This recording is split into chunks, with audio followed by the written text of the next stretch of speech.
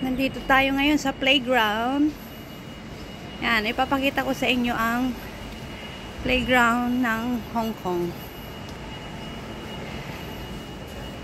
Ang ganda, diba? Small playground lang to. Meron silang CR dyan.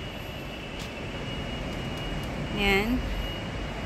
And then dito sa taas niya, punta tayo dito.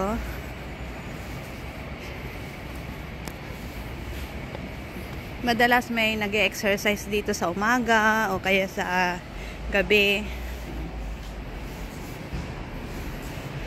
Meron silang yan, table and chair. Pwede silang maglaro ng ayan o, dama, chess, ganon. Meron itong isa pa. Ayan, di ba ang ganda? May mga halaman. Tapos ito, oh, dyan ang mga upuan nila. And then dito sa side na to, mayroon silang ayan, para sa mga baby, para sa mga bata. May baby doon, no? Kaya sinabi kong baby kasi may baby doon, papaaraw. Ayan. Okay, baba tayo.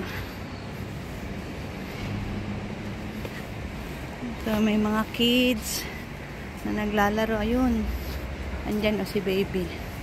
Kaya sabi ko, para sa mga baby, dahil may baby rin, hindi lang sa mga maliliit na mga bata.